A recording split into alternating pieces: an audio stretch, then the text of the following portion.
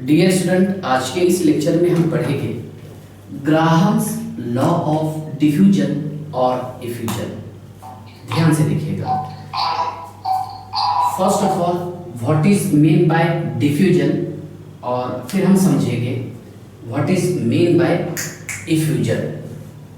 Okay, समझ लीजिए आप पहले डिफ्यूजन का मीनिंग क्या होता है, इस पर हम थोड़ा डिस्कस करेंगे। Diffusion, yes sir. Okay, diffusion वो टॉपिक है, सुनिए आप। क्या मान लीजिए हमने बलून लिए और बलून में हवा भरे मतलब मान लीजिए क्या जैसे ही हम हवा भरेंगे बलून को तो पूरा फिल हो जाएगा और छोड़ने पर रैपिडली गैस बाहर आ जाएगी। ओके, मतलब जहां पर देखिए गैसियस मॉलिक्यूल जो है हायर प्रेशर से लोअर प्रेशर की तरफ आ रहे हैं। ओके, सुनिए आप ध्यान से देखिएगा। मान लीजिए मैंने यहाँ पर एक कंटेनर इस्तेमाल किया, यस सर, और यहाँ पर मैंने गैसियस मॉलिक्यूल फीड किया। कौन से मॉलिक्यूल? गैसियस मॉलिक्यूल, जहाँ पर इस गैस का प्रेशर है 10 एटीएम। कितना प्रेशर है? 10 एटीएम प्रेशर है, यस सर। और यहाँ का प्रेशर कितना है? 0 एटीएम। यहाँ का प्रेशर कितना है? 0 एटीएम, यस सर। लेकिन जब मैं यहाँ पर इस होल को थोड़ा सा इस तरह करूँगा, ओके, ये बड़ा होल हमने ऐसा कर दिए, ओके, तो गैसियस मॉलिक्यूल क्या होगी बेटा? ध्यान से देखिएगा। ये गैसियस मॉलिक्यूल इस साइड से यहाँ पर ट्रांसफर हो गए। ओके, ये ट्रांसफर हो रहे हैं गैसियस मॉलिक्यूल, यस सर। यहाँ का प्रेशर 5 एटीएम हो जाएगा और यहाँ का भी प्रेशर 5 एटीएम। क्यों? क्योंकि यहाँ पर इक्विलिब्रियम अचीव होगा। क्या अचीव होगा? इक्विलिब्रियम। ऐसा तो नहीं होने वाला ना कि यहाँ से हमने देखिए 10 एटीएम गैसियस मॉलिक्यूल को जब यहाँ से पास किए हैं तो ये 100% इधर चले जाएंगे, ऐसा नहीं। 5 एटीएम इधर रहेगा, 5 एटीएम इधर, मतलब यहाँ से इसे इक्विलिब्रियम अचीव होगा। तो कहने का मतलब ये है कि गैसियस मॉलिक्यूल जो ट्रांसफर हुए हैं कहाँ से कहाँ हुए, है ना? देखिए, the movement of gaseous molecule from the region of higher pressure to the lower pressure through large hole, एक बड़े होल के थ्रू। ओके, गैसियस मॉलिक्यूल ये हायर प्रेशर से लोअर प्रेशर की तरफ ट्रांसफर हुए हैं। सुनिए आप ध्यान से। The movement of gaseous molecule, the movement of gaseous molecule from the, ध्यान से देखिएगा, the movement of gaseous molecule from the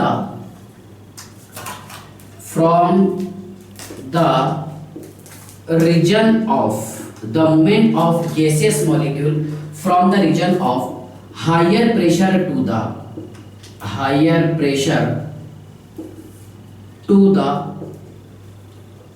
lower pressure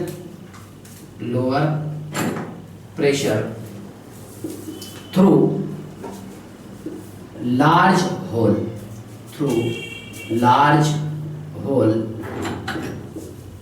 called as diffusion।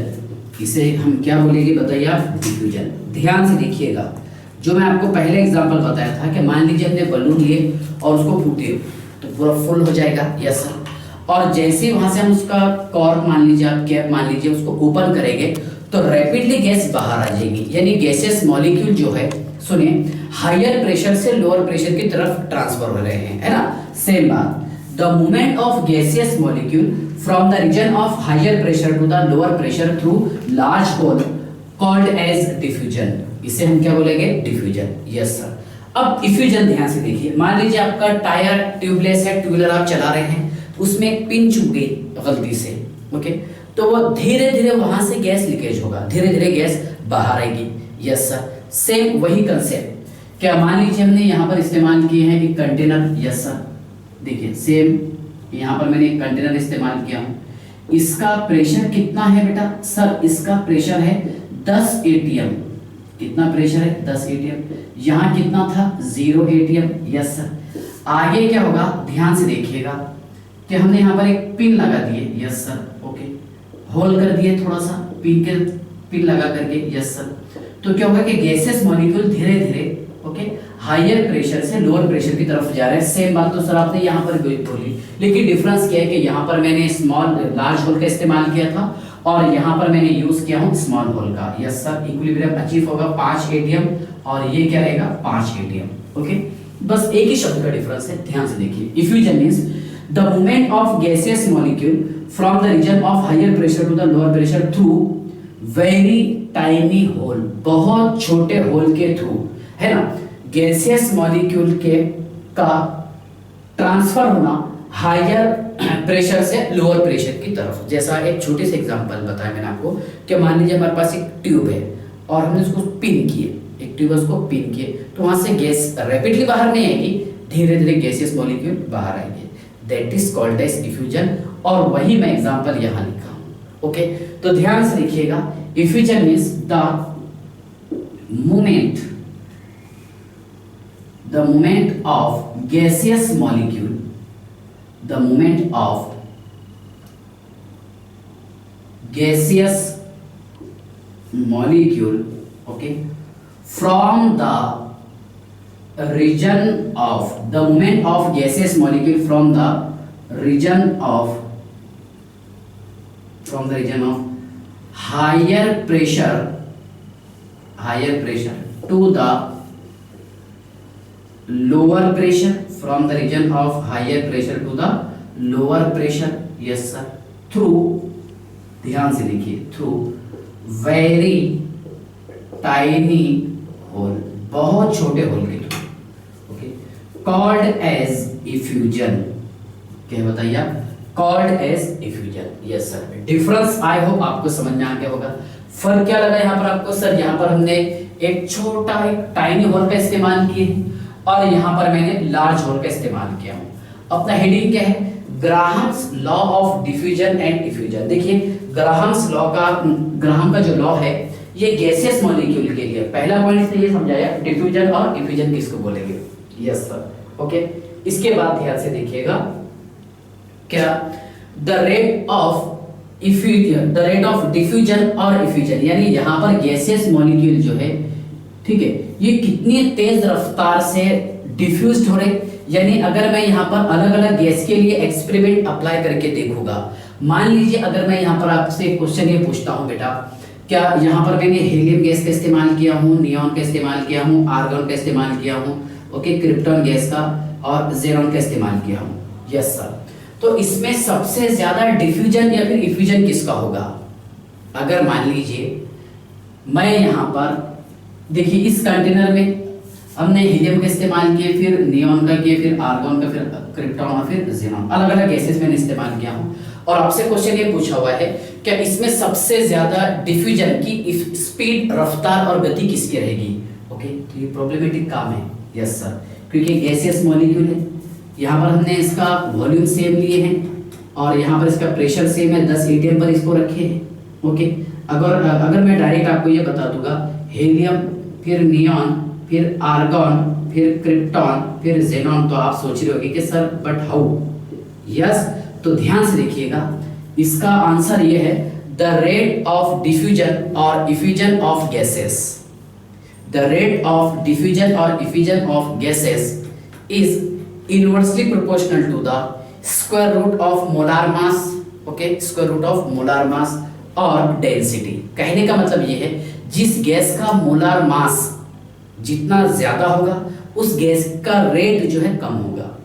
Okay, ध्यान से देखिएगा, समझाने की कोशिश करता हूं। रेट को बताते हुए हमने R is inversely proportional to the 1/m, yes sir, rate is inversely proportional to the 1/m। हालांकि रेट जो है ये जनरली ऐसे डिपेंड होता है PA/√T into m, yes sir, क्या बताइए, rate is directly proportional to the pressure, यानी जितना ज्यादा प्रेशर हम अप्लाई करेंगे उतना ज्यादा रेट रहेगा। उसके बाद में एरिया, यस सर, और inversely proportional to the molar mass.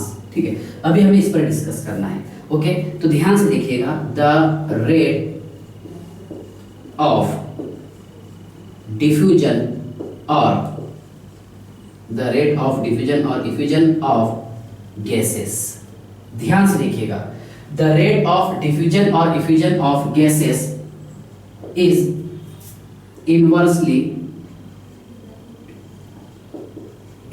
proportional to the, दिख रहा है आपके inversely proportional, is inversely proportional to the square root of molar mass, okay, और डेंसिटी ऑफ गैसेस। ध्यान से देखिएगा, कहने का मतलब यह है जिस गैस का मोलार मास सबसे ज्यादा होगा उस गैस की स्पीड सबसे कम होगी। यस सर, सिंपल सी बात है। तो इस बेसिस पर हीलियम का मास इसके रिस्पेक्ट में सबसे कम है, फिर उसके बाद में neon, argon, krypton, xenon, radon. Yes sir, इसका एटॉमिक नंबर 2, 10, 18, 36, 54। ओके, तो सिंपल सी बात है कि इसका एटॉमिक मास नंबर इंक्रीज होता है। यस सर, इसका 4 रहता है, इसका ज्यादा रहेगा। यस सर, ओके, चलिए। और मैंने आपको क्या बताया हूँ, क्या देखिए, रेट ऑफ डिफ्यूजन और effusion of gases is inversely proportional to the square root of molar mass, okay, of gases और density of gases. Yes sir, आप ये बता दीजिए डेंसिटी कैसा आएगा। देखिए, R is inversely proportional to the density. Yes sir, D, लेकिन क्या रहेगा, square root. Yes sir, D क्या रहेगा बेटा इसमें, डेंसिटी। यस सर, और डेंसिटी क्या होता है, mass upon volume. Yes sir, okay, density के बहुत सारे फॉर्मूले आपको याद आ रहा होगा, D is equal to PM upon RT। Yes sir, okay, और D इज इक्वल डेंसिटी है ना, is equal to molar mass, याद आ रहा है कि आपको, molar mass upon 2 vapour density जो हम निकालते थे। तो कहने का मतलब ये है कि डेंसिटी ये डायरेक्टली प्रोपोर्शनल होता है, मैं यहाँ लिख देता हूँ किसके, मोलार मास के। यस सर, इस बेसिस पे मैंने लिखा हूँ यहाँ पर। ओके, तो आप √m लिखिए या फिर √d। यस सर, चलिए, तो आई होप यहाँ तक के तो आप समझ गए होंगे। ओके, तो ध्यान से देखिएगा, यहाँ मैंने समझाया आपको डिफ्यूजन और डिफ्यूजन। यस सर, ठीक है, डिफरेंस समझ गए आप डिफ्यूजन और इफ्यूजन में। Yes sir, okay. अब क्वेश्चन ये है, सुनिए, कि मान लीजिए अगर मैं यहाँ पर 2 गैसेस ले लूंगा एक साथ में, तो इसमें कौन सी गैस का रेट ज्यादा रहेगा और कौन सी गैस का रेट कम रहेगा, इसका फॉर्मूला कैसा बनेगा उस पर मैं डिस्कस करता हूँ। ओके, चलिए ध्यान से देखिएगा, समझ लीजिए बेटा, पहले आप एक एक पॉइंट हम डिटेल पढ़ने की कोशिश करेंगे। देखिए, ग्राहम्स लॉ ऑफ डिफ्यूजन जो है ये जनरली हम अप्लाई करते हैं कांस्टेंट टेम्परेचर और प्रेशर पर। यस सर, ओके, जो मैंने आपको बताया कि rate is inversely proportional to the square root of molar mass. Yes sir, और डेंसिटी। ठीक है, ध्यान से देखिएगा, इस टॉपिक पर मैं डिस्कस करने की कोशिश करता हूँ। ओके, समझ लीजिए बेटा, पहले आप ध्यान से देखिएगा, सुनिए, क्या बताइए, rate is inversely proportional to the molar mass, okay, under root molar mass square root. Yes sir, ठीक है, मान लीजिए, अच्छा इसका देखिए, ये ग्राहम्स लॉ ऑफ डिफ्यूजन कहां पर होता है, eight constant temperature and pressure, यानी यहां पर ये इस्तेमाल जो होता है कांस्टेंट टेम्परेचर और प्रेशर पर होता है। यस सर, ओके, ध्यान से देखिएगा, अगर मान लीजिए हमने 2 गैसेस का इस्तेमाल किए हैं, ओके, और उसका हमें रेट निकालना है। ओके, तो कैसे लिखेंगे आप, R1 is directly proportional to the 1 upon F1, पहली गैस का मोलार मास।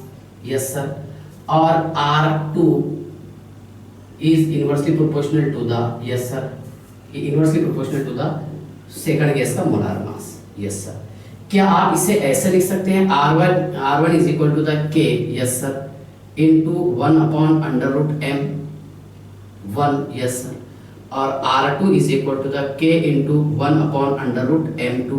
यस सर, बेटा यहाँ K इज इक्वल टू क्या हो जा रहा, K is equal to sir R1 into M1 under root, okay, और यहाँ पर K is equal to R2 into M2। Yes sir, okay, देखिए इक्वेट कर लेंगे इक्वेशन को, R1 under root M1 is equal to R2 under root M2। Yes sir, R1 upon R2 is equal to under root M2 upon M1 under root. Yes sir, एक ये formula आपके सामने आ गया, जो आपको याद करना है, एज इट इज हो जाएगा, आई होप याद। ओके, टेक्निक यही याद रखना।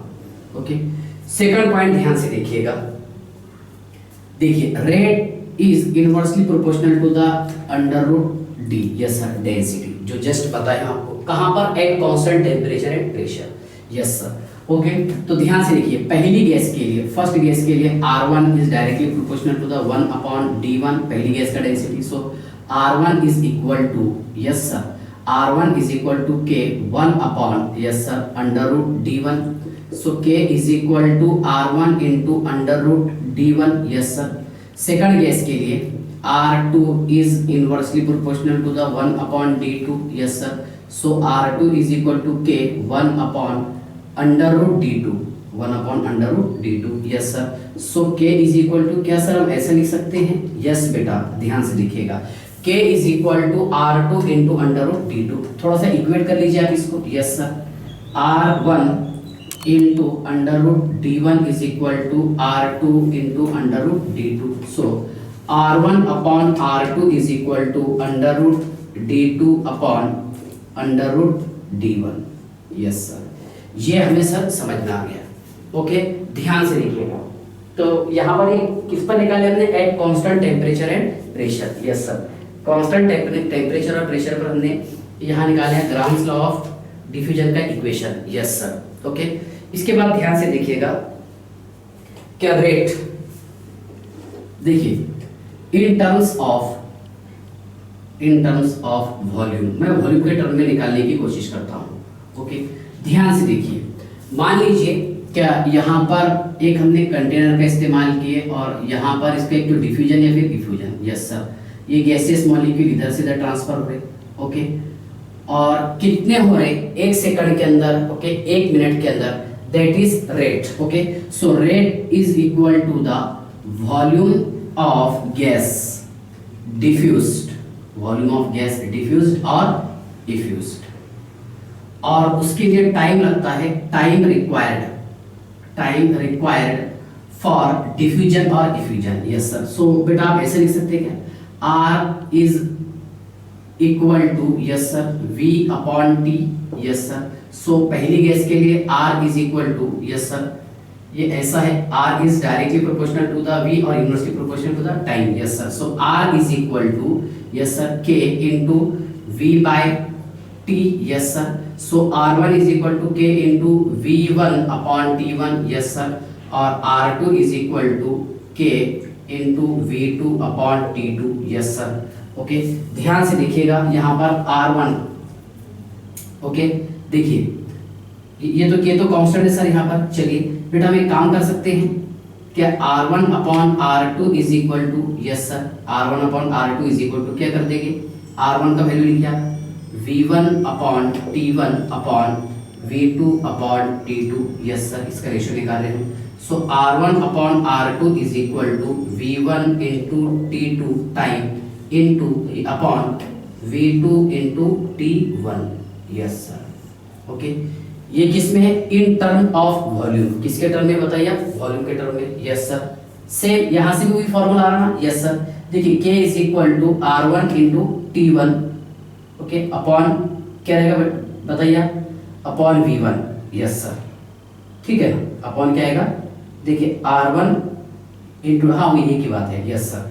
ठीक है, चलिए तो आई होप यहाँ तक कि आपको समझ में आ गया होगा कि R1 upon R2 is equal to, जो आपके सामने लिखे हमने, V1 into T2 upon V2 into T1. Yes sir. एक काम करते बेटा, हम इन टर्म ऑफ मोल्स बता देता हूँ. Yes sir. किसके टर्म में? मोल के. ध्यान से देखिएगा, in terms of mole.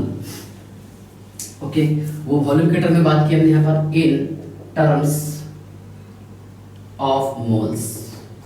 Okay, देखिए rate is directly proportional to the n, okay, upon t time. Yes sir.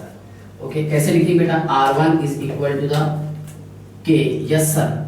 N1 upon T1. Yes sir. और RT is equal to the K N2 upon T2. Yes sir. So K is equal to बेटा बताइए R1 into T1 upon N1. Yes sir. और K is equal to R2 into T2 upon, yes sir, T2 upon N2. Okay, ध्यान से देखिएगा. अब हम एक काम करते हैं, इसको इक्वेट कर दिए, R1 into T1 time upon N1 is equal to, yes sir, R2 into T2 upon N2. Yes sir. So R1 upon R2 is equal to, इसको इधर लेके आगे ये मल्टीप्लिकेशन में चला जाएगा. Yes sir. N1 into T2. Yes sir. और ये N2 इंटू T1. सेम ये टेक्निक से भी आप सॉल्व कर सकते हैं. Yes sir. चलिए, तो आई होप यहां तक कि आप समझ गए होंगे। Yes sir. इसके बाद ध्यान से देखिएगा, ग्राहम्स लॉ ऑफ डिफ्यूजन, अगर मैं यहां पर कांस्टेंट टेम्परेचर रखूं और प्रेशर को वेरिएबल करूं, ओके, ये जितने फॉर्मूले हैं ये सारे फॉर्मूले आप एक ही ट्रिक से याद करना, जैसा मैं आपको बताने की कोशिश कर रहा हूं। ओके, ध्यान से देखिए एक्सपेरिमेंटली ये देखा गया कि द रेट ऑफ डिफ्यूजन, ध्यान से देखिएगा, क्या एट कांस्टेंट टेम्परेचर, ओके, क्या हमने कांस्टेंट रखे हैं temperature, yes sir, at constant temperature, yes sir, the rate of diffusion और effusion of gas is directly proportional to the pressure, yes sir, यानी जितना ज्यादा हम प्रेशर इंक्रीज करेंगे उतना ज्यादा उस गैस का रेट होगा, यस सर, मतलब इसका ग्राफ जो है स्ट्रेट लाइन का आएगा, यस सर, कैसा आएगा, ये ऐसा, रेट वर्सेस प्रेशर का ये ग्राफ इस तरह आएगा, yes sir. So rate is equal to KP, यानी जितना ज्यादा हम प्रेशर इंक्रीज करेंगे उतना ज्यादा रेट बढ़ेगा, यस सर।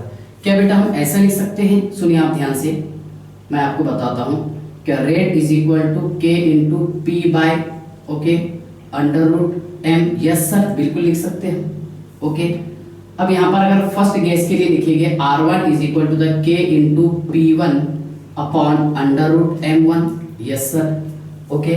और यहां पर सेकंड गैस के लिए R2 is equal to K into P upon under root M2, yes sir, P upon under root M2, yes sir.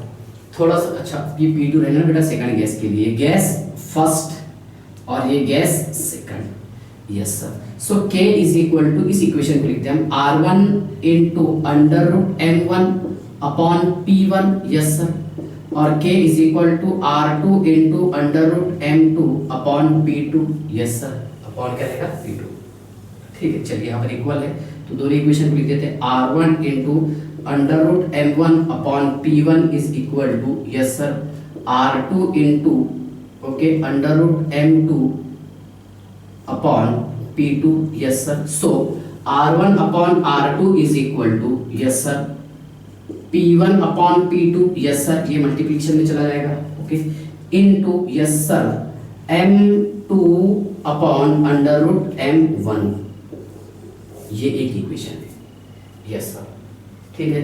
I hope यहां तक कि आप समझ गए होंगे, ठीक है ना, ध्यान से देखिएगा। चलिए यहां तक कि आपको समझ में आ गया होगा, यस सर। इसके बाद ध्यान से देखिएगा, ये तो आपको समझ में आ गया। मैं आपको डेंसिटी के इक्वेशन बता देता हूं, क्योंकि हमें पता है कि molar mass is directly proportional to the density. So R1 upon R2 is equal to P1 upon P2, yes sir, into under root D2 upon under root D1, और आप डायरेक्ट भी लिख सकते हो उसको एक रूट लगा करके, यस सर। कैसा बेटा, देखिए R1 upon R2 is equal to P1 upon P2, yes sir, into under root D2 upon D1, yes sir, ठीक है। इसको भी लिख सकते हो वैसे ही, ओके। इसके बाद देखिए मैंने यहाँ पर क्या कांस्टेंट रखा हूँ, टेम्परेचर। अब मैं बताता हूँ आपको, एट कांस्टेंट प्रेशर, अगर मैं यहाँ पर प्रेशर को कांस्टेंट रखूंगा तो rate is directly proportional to the under root T, काहे के डायरेक्टली प्रोपोर्शनल है, अंडर रूट टी के। यानी अगर मैं यहाँ पर देखिए प्रेशर को कांस्टेंट रखूंगा तो रेट जो है ये डायरेक्टली प्रोपोर्शनल रहेगा टेम्परेचर के।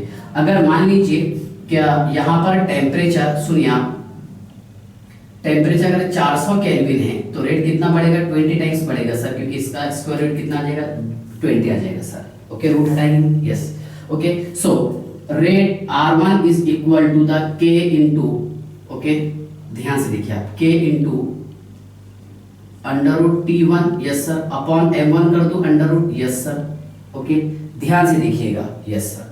और R2 is equal to K into second gas के लिए T2 upon under root M2, yes sir. So K is equal to R1 into under root M1 upon, है ना, अपॉन क्या आ जाएगा बेटा, T1 आ जाएगा sir, under root T1, yes sir. और यहाँ पर K is equal to R2, yes sir, R2 into under root M2 upon, yes sir, under root T2, yes sir, okay. तो ध्यान से देखिएगा, R1 into under root M1 upon under root T is equal to R2 into under root M2 upon under root T2, yes sir, okay. अब हम एक काम करते हैं, इस इक्वेशन को क्या आप ऐसा लिख सकते हैं, सुनिए ध्यान से,